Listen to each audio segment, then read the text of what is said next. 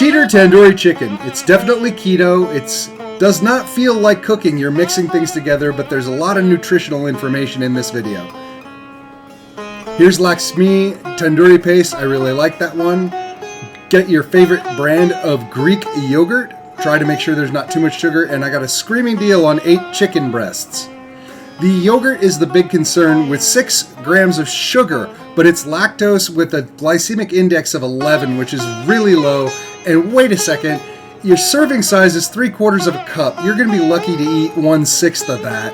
So you're going to get a gram of really low glycemic index sugar out of this. Looking at the paste, here we have 3 grams of carbs from I have no idea where. 2 of them are fiber, so 1 gram of carbohydrate in a tablespoon of this.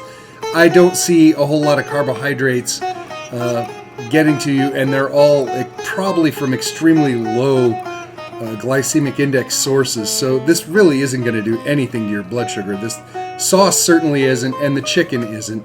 Now again, here I'm mixing it together, and once I had it mixed together, I realized that wasn't going to be nearly enough, so I had to double the recipe, maybe even multiply it by 3. This is a really fast and loose process. It's a 2 yogurts to 1 tandoori paste mixture, but really that's a very loose guideline. You can just kind of do it to taste.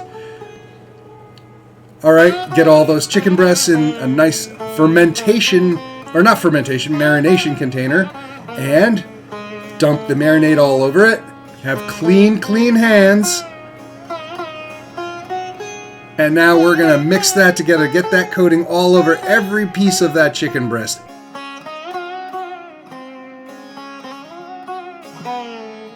Everywhere until it looks like this.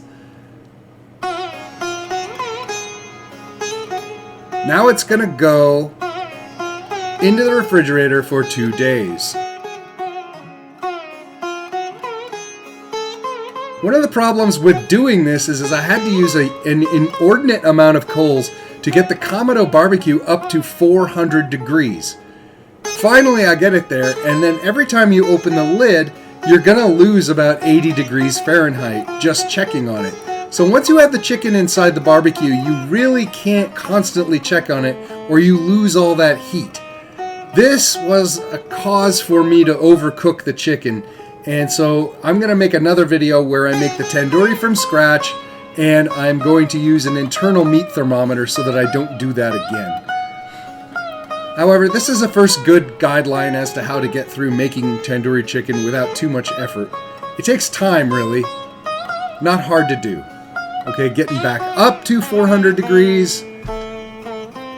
As you can see, it took quite a bit of time adjusting the intake and outtake to keep it right at 400 degrees. And I didn't want to keep checking on it. I wanted to make sure that it was cooked. And when I went and stuck this in, I was embarrassed and covered the result with my elbow because it was up in the 180s, which is way too high for chicken breasts. Anyway, I pulled the ball out.